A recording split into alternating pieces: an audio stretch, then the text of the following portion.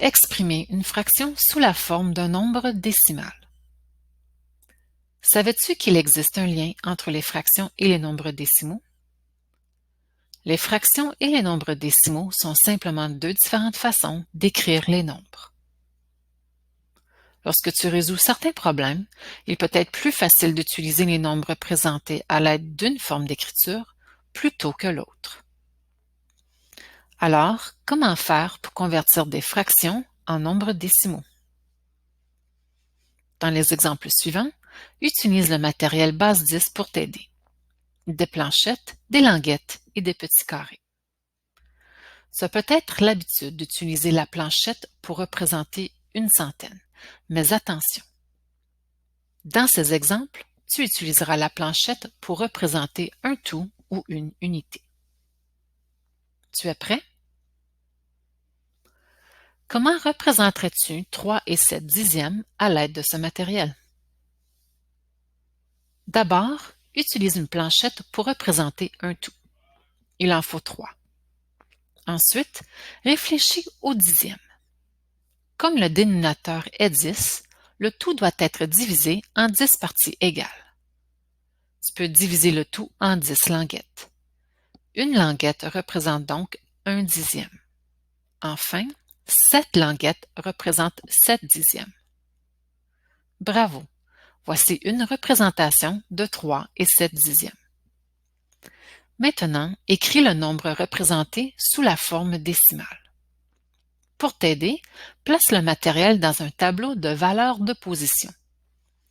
Le tableau que voici contient la position des unités, des dixièmes et des centièmes. Place les 3 planchettes dans la position des unités. Comme une languette est 10 fois plus petite qu'une planchette, elle occupera la position immédiatement à la droite de l'unité. Place donc les 7 languettes dans la position des dixièmes. Enfin, place la virgule décimale à la droite de l'unité. Ainsi, le nombre décimal est 3 et 7 dixièmes. 3 et 7 dixièmes, écrits sous la forme fractionnaire, sont donc équivalents à 3 et 7 dixièmes, écrits sous cette forme décimale. Voici un autre exemple. Comment représenterais-tu 2 et 35 centièmes à l'aide du matériel? Il te faut 2 planchettes pour représenter 2 unités.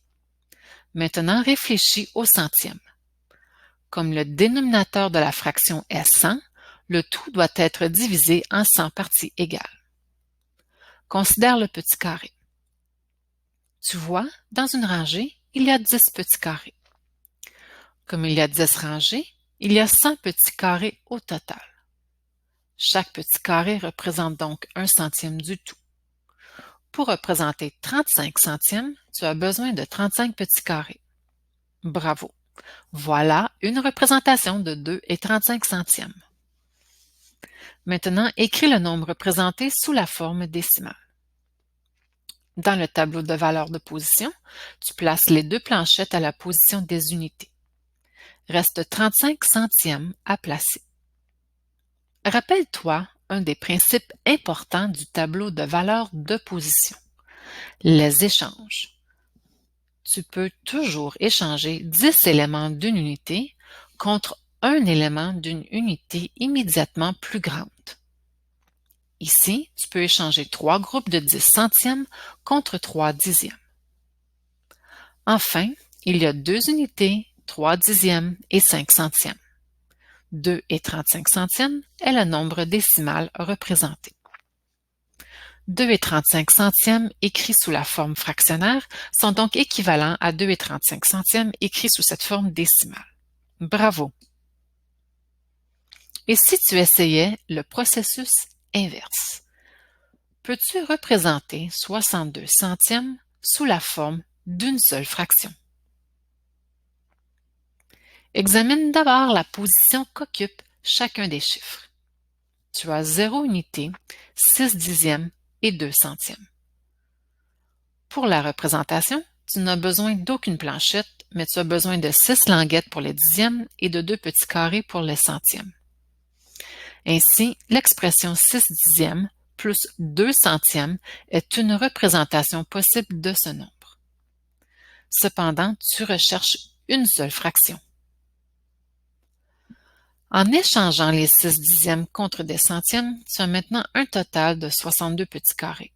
En le reportant sur une grille 10 par 10, tu vois bien que 62 centièmes sont donc équivalents à la fraction 62 centièmes. Tu sais maintenant comment exprimer une fraction sous la forme décimale et vice-versa pour des fractions dont le dénominateur est 10 ou 100.